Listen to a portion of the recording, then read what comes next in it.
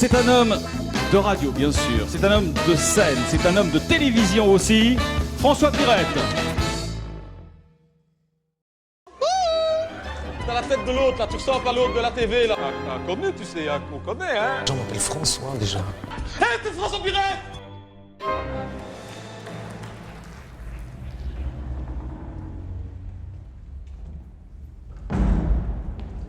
Oui, Fabienne, je reprends l'antenne ici en direct de la place Saint-Pierre de Rome, où semble-t-il une agitation fébrile anime tout à coup les gardes suisses du Vatican. Je vous rappelle que cela fait maintenant 10 jours que sa sainteté a été rappelée définitivement dans le bureau de son supérieur hiérarchique et que visiblement il n'en redescendra plus jamais. Alors la fumée va-t-elle enfin parler? Un nouveau pape va-t-il être appelé à régner? Quel drôle de nom pour un pape. Eh bien oui, oui, voilà la fumée qui parle, oui. Eh bien la fumée sort des cheminées du Vatican. Viva el Papa! Viva el Papa, scande la foule qui s'agenouille en prière ici à la place Saint-Pierre de Rome, et on me dit qu'il va déjà apparaître au balcon pour une première bénédiction. Urbi et Torbi, Fabienne, c'est un grand moment que nous vivons là. Le voilà, eh bien oui, le voilà qui s'approche, et c'est une grande surprise puisqu'il s'agit d'un Italien. C'est Roberto Ier qui sera le nouveau chef de l'église catholique. Et oui, eh bien voilà, Roberto Ier, casaque blanche, culotte blanche et calot blanc, qui l'emporte. C'est une surprise, Fabienne, car est-il utile de vous le rappeler, il était le grand outsider de la course, puisque je vous rappelle qu'il est sans doute le plus jeune pape de l'histoire de la chrétienté. Rappelons d'ailleurs que la maman de Roberto, âgée de 83 ans, a toujours mon pied bon oeil, et qu'elle vit ici dans la banlieue de Rome. Elle doit être bien fière, la maman de Roberto, de voir ainsi son fiston acclamé par la foule en liesse. Je vous laisse savourer ce grand moment de l'histoire du Vatican. Voilà, le nouveau pape va maintenant se retirer seul dans le secret de son nouveau bureau, où, comme le veut la tradition, il va pouvoir prendre connaissance du document secret que seul le pape peut lire, puisqu'il s'agit de ce parchemin sacré rédigé, paraît-il, de la main même de Saint-Pierre, et que seuls les papes se transmettent de génération en génération. Je vous rappelle qu'aucun prélat, à part le pape lors de sa prise de fonction, n'a jamais pu lire le document mystique, sorte de code secret qui permet d'appréhender totalement le mystère de Dieu et ainsi d'être en totale communion avec lui. C'est ici que se termine cette édition spéciale. Ici Rome, le Vatican, à vous les studios.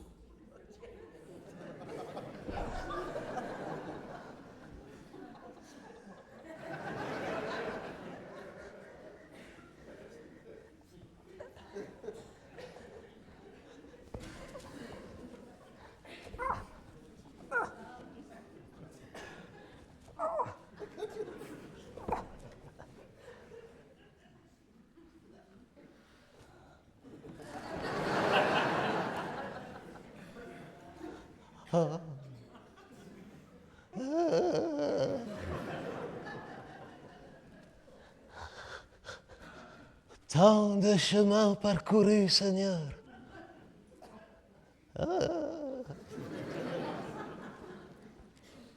Je ne me suis jamais senti aussi proche de toi.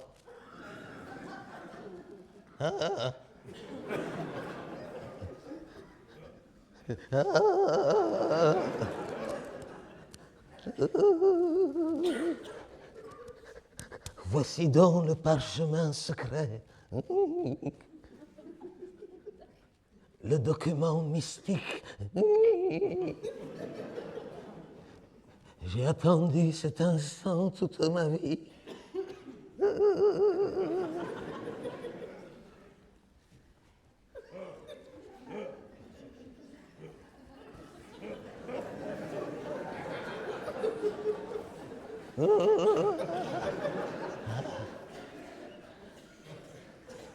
Serais-je digne de ta confiance, Seigneur?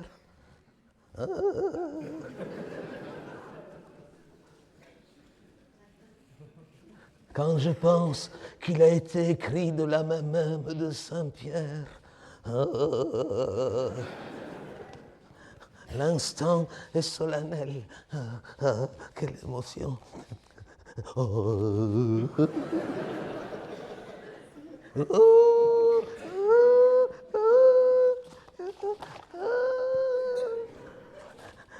Pierre. Pierre.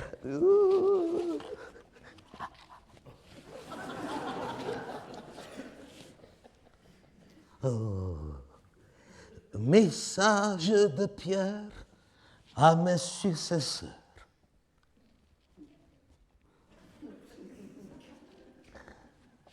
Dieu n'existe pas.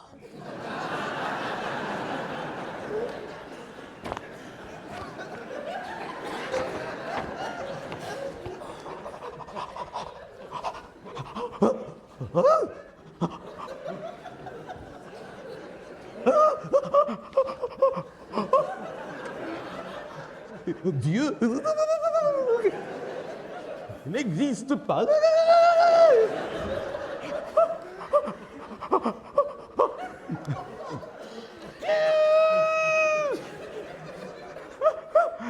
J'ai inventé cette histoire de Dieu.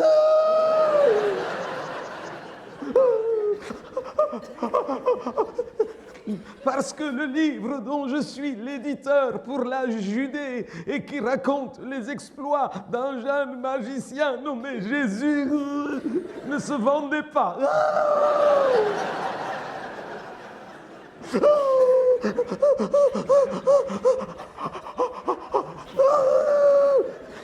Jusqu'à ce que j'eus l'idée de faire circuler la rumeur qu'il avait été dicté par la voix de Dieu soi-même à ses 4 co-auteurs.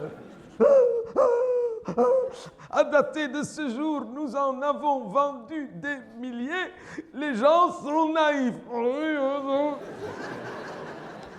Pour preuve, si tu es en train de lire ces lignes, c'est que toi aussi as cru à cet énorme canular dont je ne suis pas peu fier.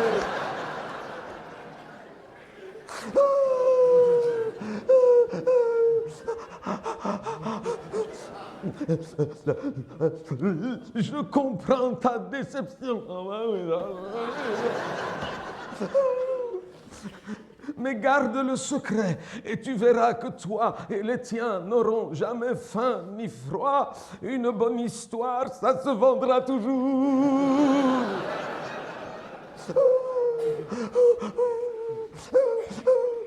Sans rancune. Oh, tiens, et bonne chance, Pierre. Post-scriptum. Ça se vend tellement bien que je prépare une version en hébreu et une en arabe.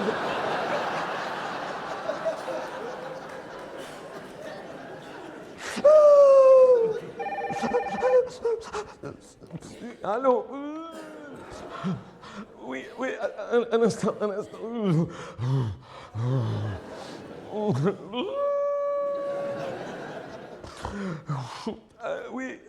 Oui, c'est le Saint-Père, oui. Non, c'est rien, c'est l'émotion. Pardon. Oui, le grand rabbin de Jérusalem. Oui, passez-le-moi. Oui.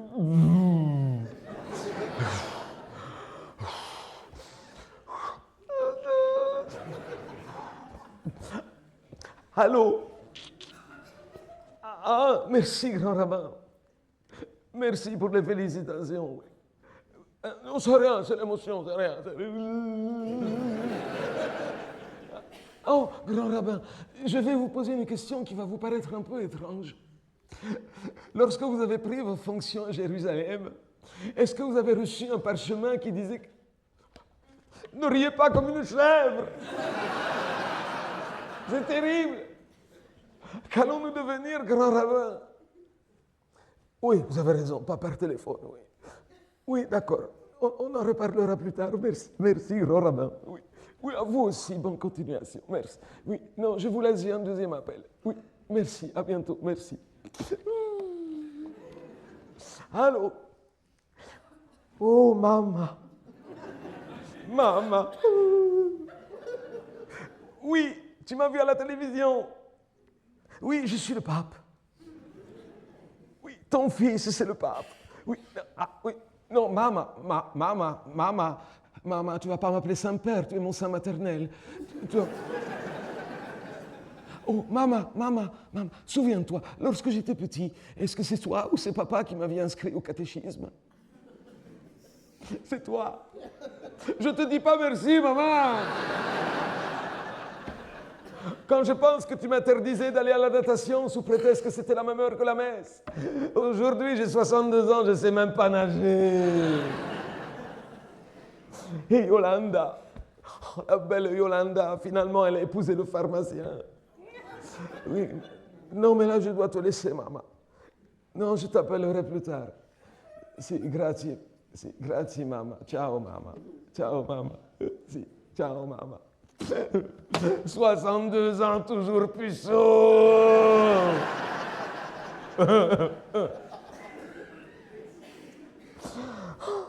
Quand je pense que je me moquais du vieux Benoît XVI en disant que s'il avait vraiment cru en Dieu, il ne se serait pas accroché aussi longtemps.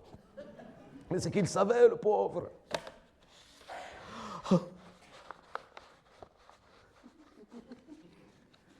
Mais je ne passerai pas pour un imbécile à la face du monde. Je laisse le soin à mon successeur de prendre la responsabilité de révéler le grand secret. Moi, je n'en ai pas le courage. Et puis, j'ai tant de choses à rattraper.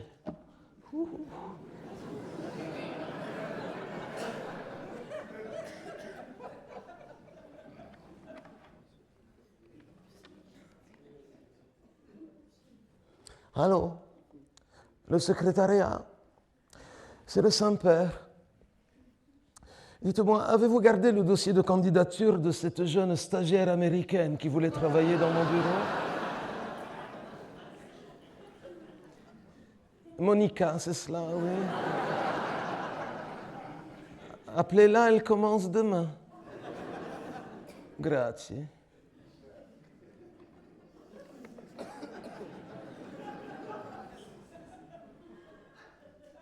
Parce qu'après tout, si Dieu n'existe pas, alors la vie est belle. T'es encore là, toi?